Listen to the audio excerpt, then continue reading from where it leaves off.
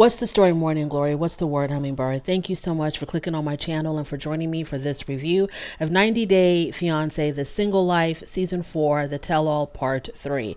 So it starts off at the part where Tim had implied that Natalie and Josh have this arrangement or this agreement where they exchange sex for money, where whenever Natalie's in a financial bind or whatever, Josh will help her out, but she has to give up the goods first. And this might be the reason why she ended up in his hotel room the night before, because the last time that we saw them on the regular season of The Single Life, they had broken up. They had completely broken up. And she even tried to get back with Michael. So to hear him say that, oh, she was in my hotel room last night, and neither one of them denied that, it went down in that hotel room, it kind of gives the implication that maybe she was needing some money and she felt like she had to give up something in order to get something. So when Tim implied this, Natalie was like, absolutely not. Are you saying this because I'm from Europe? Are you saying this because I'm blonde? I'm an intelligent woman. She goes on and on to defend herself, to try to dispel these rumors or allegations that she's sleeping with Josh for money, for financial support. And Chantel gave really good advice, and I think Josh completely ignored. I think he definitely heard Chantel, but he completely ignored her. Chantel told Josh, if you want to help her without sleeping with her. And I don't think Josh had a response to that. And I'm thinking to myself, Chantel, your whole life is it's a big pile of mess right now, but that is some solid advice to give to Josh. If you really are about caring for her and you really are about trying to make sure that, you just want nothing but the best for her, you really want to help her, then just help her without expecting anything in return. Even if she wants to do that, set the boundaries and tell her, like, you know what, I don't mind helping you, Natalie, but we don't have to go there. We don't have to sleep with each other for me to help you. We're not together. I don't really see a future with us. So let's put a pause on the sex, but whatever you need, I'm here for you. Like, why can't you just do that? Because it is an arrangement between the two of them. It is an agreement between the two of them that she has to do something a little bit strange for a little bit of change. So he after sleeping with her, Josh expects to see, so he even says on stage that he's still expecting to see her again.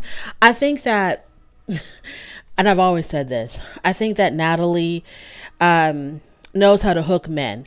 I think that Natalie knows what she needs to do to get what she wants. And I think she does it extremely well, because he says he's not going to give up seeing her. He still wants to see her, but he doesn't want to claim her as his girlfriend. He doesn't want to integrate her into his private life.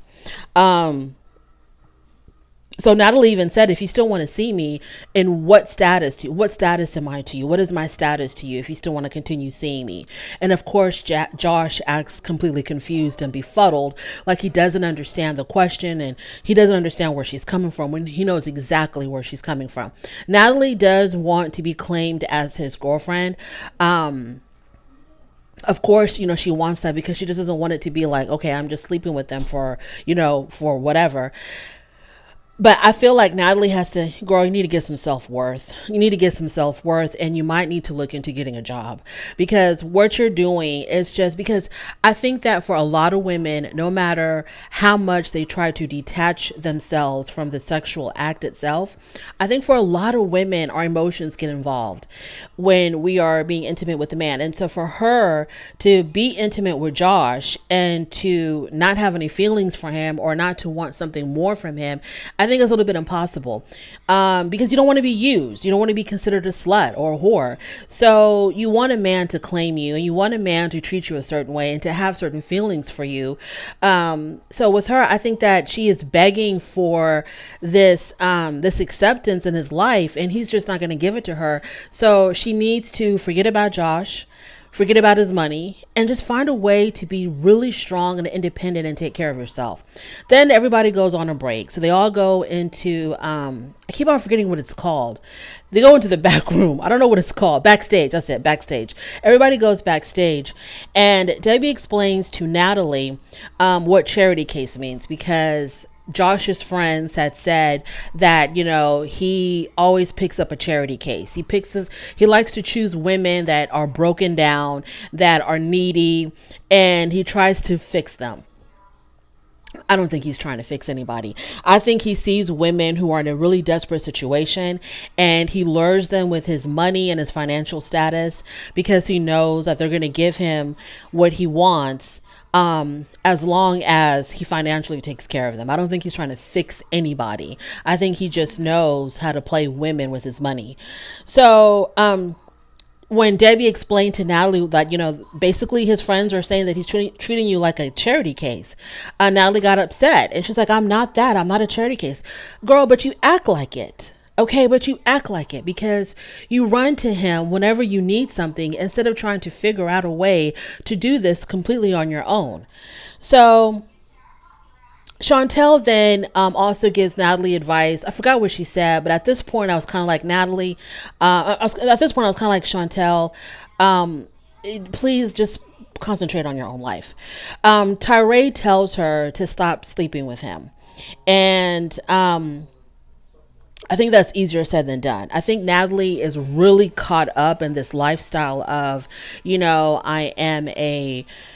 I'm a sex siren, I'm going to use my looks and my body because, I look a certain way, the blonde hair, the big blue eyes, the petite body. I can use this to my advantage. She's one of those women who believes that, I'm going to use my physical assets to get what I want. I don't have to rely on a personality. I don't have to rely, women like that, right? So for Tyree to tell her, just stop sleeping with him. She can't do that because this is all she knows. This is all she knows is to be very coquettish, to be very alluring, flirtatious, to attract men, to make men want to come and protect her and take care of her and rescue her and save her. That's all she knows. So Josh takes Natalie for a private conversation. He takes her away from the rest of the group when they're backstage, and Natalie tells him, why don't you give me a status? In other words, why don't you claim me as your girlfriend? And she goes on and on. She said a whole lot. He keeps on telling her, just calm down, be quiet, calm down, calm down. Now that kind of irritated me because I hate it. I absolutely hate it when a man tells a woman to calm down. So he's telling her, calm down, just relax, calm down, because she's talking like, 10 words a minute. And she was saying a whole lot of stuff, something about poking an animal, poking wild animals. I don't know what she was talking about. So at the end of it all, Josh said that they have some things to work out before they can even begin a relationship. So as deep as they are, as far as they've come, where he is buying her a car. Didn't he buy her a car? I think he also helped her get that apartment that she's staying in with mama. As much money as he's given her financially, he's gonna, put a pause on everything and be like, wait a minute. We have some things to talk about. You're too deep into this, Josh. You by now you would have already known whether or not you want her to be your girlfriend. If you don't know by now, Josh, that means that you don't want her to be your girlfriend. Natalie will always be Natalie. Natalie is not going to change. So I don't know what you are expecting to see in her that's going to all of a sudden make you change your mind about how you feel for her or what you want from her or what you want out of this relationship. She will always be Natalie. This is her. So I'm not understanding like what he means when he said we have some things to work out, because Natalie will never change. So then when everybody gets back on stage, it is Tyree's segment. So Tyree says that he is his own obstacle in finding love, because whatever his issues are, self-confidence, being awkward around women, doesn't have any game, whatever. So they go through all of his failed attempts throughout the season. So they go with the lady who was the ex-military lady, how that didn't work out. They go with the lady that stood him up at the restaurant. We see how he met, I forgot the girl's name with the eyelashes in New Orleans. You know, how that also kind of went nowhere, but they still keep in touch because they're still friends. They talk on the phone now and then, but it's nothing more than friendship. And there was another woman that he met in New Orleans who was not featured during the season, but he does mention her. And when Sean asked him, well, what's her name? He said that he had forgotten what her name was because when he met her, he was drunk. So Sean tells us, well, we know her name. Her name is Shannon. And guess what? She's here. So Shannon walks out, really cute girl, and she tells us about how her and Tyree met. And Shannon said that ever since they met, they've been talking ever since, which confused me because if y'all have been talking ever since y'all met in New Orleans, how did Tyree not remember her name? If you've been talking to this woman, you know, y'all been talking more than that time that y'all met. How do you not remember her name? But anyways, so the cast, so then Tyree, you know, they do some small talk on stage or whatever. And then he ends up, I don't know how it came up. I don't know if he asked her out or if somebody told him, you know, why don't you ask her out for a date tonight? And then he asked her and she was like, oh yeah, that's, you know, of course I'll go out with you. And then the cast, they begin to give him advice. You know, especially John. John got a little bit aggressive with it because I think when they asked him, so what are you going to do after the show? And Tyree was like, oh, I don't know. And then John was like, well, why don't you ask her? Ask her what she wants to do. And I'm like, John, relax. The fact that the people on stage treat him like he's a child, like he's like a 15-year-old boy about to go out on his first date, I don't like that. Tyree is a grown man. Okay, he's going to fumble his way through it, but he's going to eventually figure it out. So I didn't like how they were kind of treating him like he doesn't know how to talk to a woman. Look, let him figure out his own way, how he's going to develop his own relationships. Okay, so stop treating him like a kid. Tyree is a grown man. Okay, so then they urged them to kiss. And of course, you know, they end up kissing. It was really cute. And then they walked off stage, I guess, to get to know each other better. So then this is a segment where Sean starts bringing up viewer questions, you know, very much like Andy Cohen on when he does the Real Housewives reunion on all the Bravo shows. So one of the viewer questions was, can Chantel give a lesson on twerking? So she gets up, she does her thing, whatever. It was cute. Then they asked Natalie, what is her ideal acting role? And she said that her ideal acting role is to be a vampire. And so they wanted her to demonstrate. Okay. Now, by this time, when they're doing the viewer questions, people were wondering what happened to Tyree, you know, because Tyree never came back. And so, you know, someone was like, oh, he's still backstage talking to Shannon, you know, so things must be going really well because he had not come back on stage yet. But then when Natalie was doing her vampire impression, I swear to God, they showed a clip of Tyree sitting next to her. So I was like, oh, okay, so Tyree came back on stage. She snuck back on stage because as, you know, she was doing her vampire impression, which to me was not vampire-like at all. I don't know what was vampire-ish about her little impersonation of a vampire. Whatever she did it well. Okay, because Natalie is captivating. So whatever she did, she was saying something in her own language and it was captivating and your eyes are glued to her because she just has something about her. You know, whether you might think it's weird or you might think it's talent or you might think it's because she's really attractive. There's something about Natalie that when she goes into her acting thing, you watch her. Whether you watch her because you don't understand what the hell's going on, or you watch her because she's really good at what she does. Whatever the reason is, she knows how to be the center of attention. So she did her little thing and the camera, you know, they show Tyree sitting next to her, but then at the end of it all, they talk about where's Tyree? Tyree never came back. And I was like, but I just saw him sitting. It was just really poor editing. And then Tyree eventually came back on stage, but it was just really bad editing.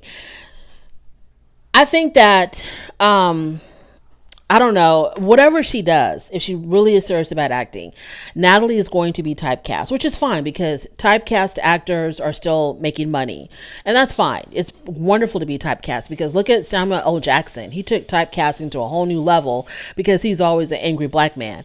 So it's fine. Be typecast. That's still going to help you make a living.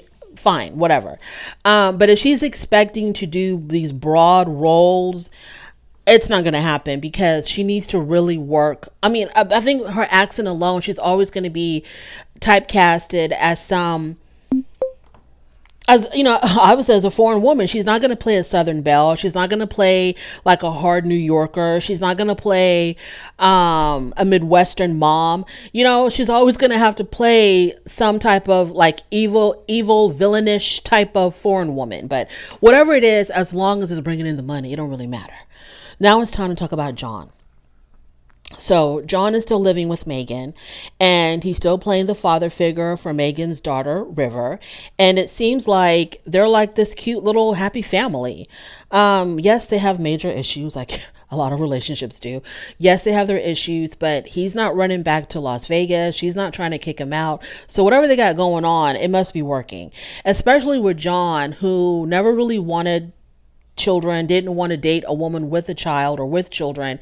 For him to slip into this role of step parent or stepfather, it seems like he's doing a great job. He cares for the child. It seems like the child is comfortable around him. So I mean, I don't know why his brother was like complaining, but anyway, so Megan comes out. And Megan says, she talks about what a great stepdad he is.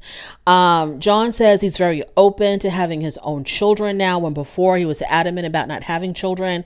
So they're not preventing conception. They're not trying to have a baby, but they're not preventing it. As far as I am concerned, okay, if you're not preventing conception, you might as well be actively trying.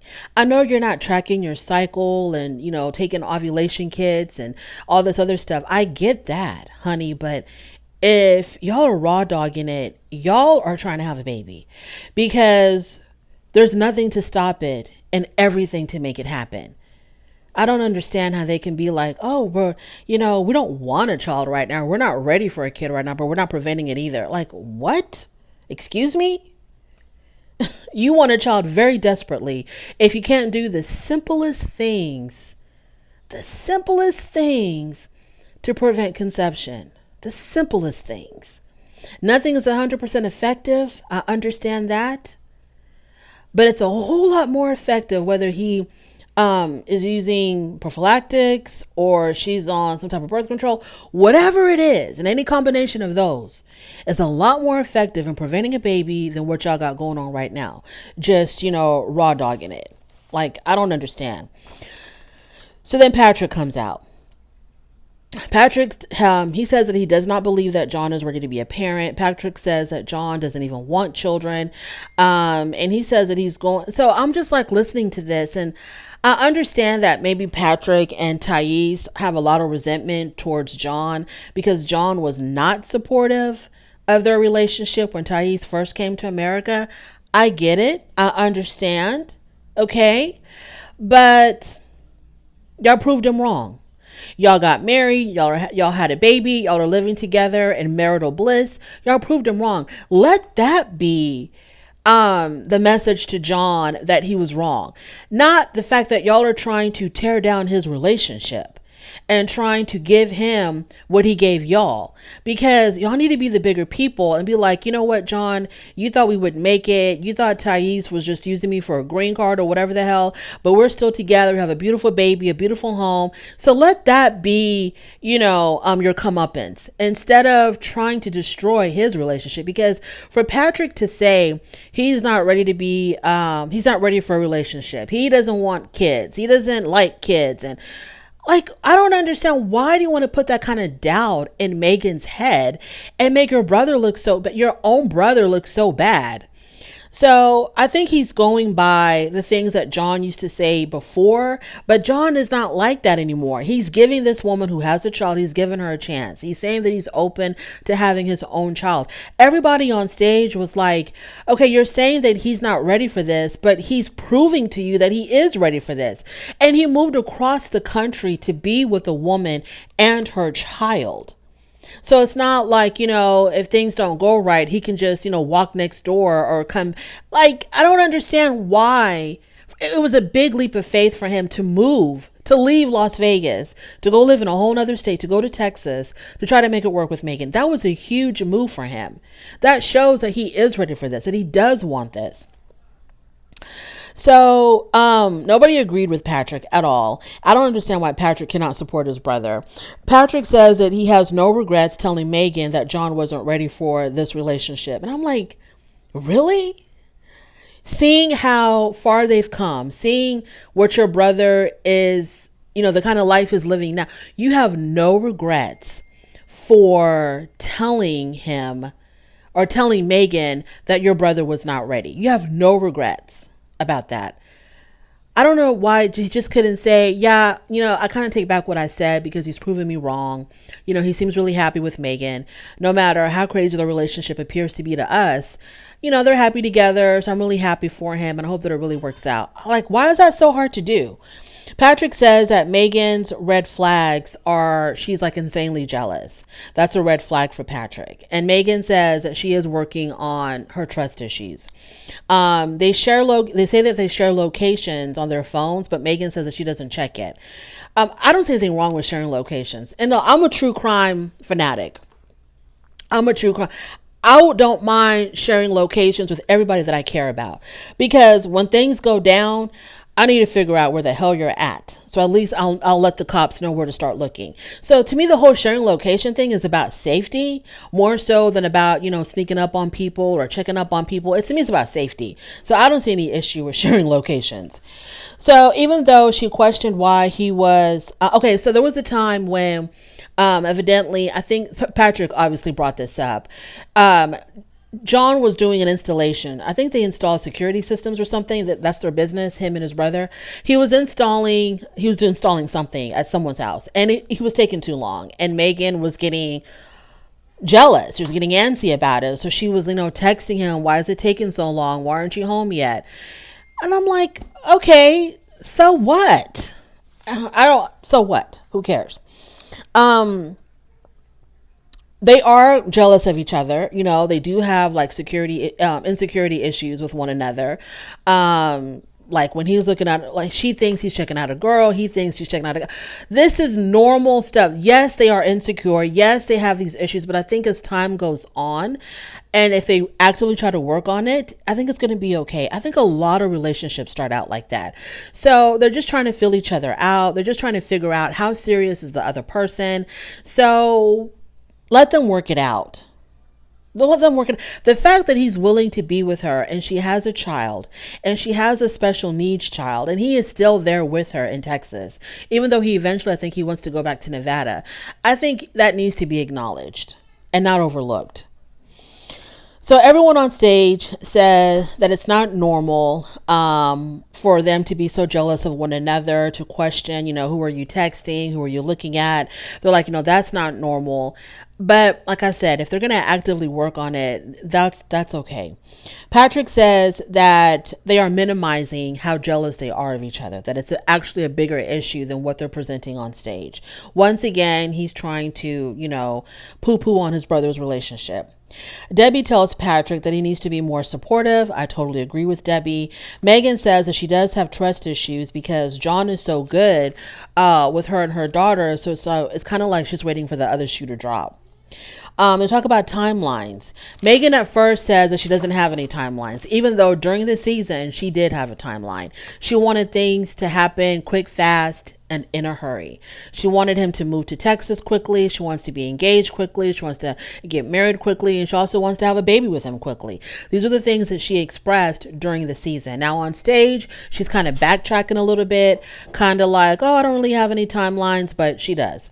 So, Veronica was like, well, when do you expect to be engaged? Like, like within the next 5 years. And Megan quickly said, oh, no, 5 years is too long. So she does have a timeline. And so that's when she says if it takes 5 years, no, she says if it takes more than a year and a half, she's going to have to question what's really going on with this relationship. So then that's when John says he doesn't operate on timelines. He's not controlled by timelines. But then he gets up and then he gets down on one knee. And that's where the episode ended. So I don't know if he's going to propose to her with an actual proposal or if he's just going to give her like some weak promise ring. I don't know. I don't know what's going to happen. But that's going to be for the next episode. So look, as far as reality TV relationships go, John and Megan to me are not the wackiest couple that I've ever seen. They do have their issues that they need to work out, obviously, and she is kind of like, rushing everything to get to a certain point in their relationship. He doesn't mind. He's still with her. He doesn't care.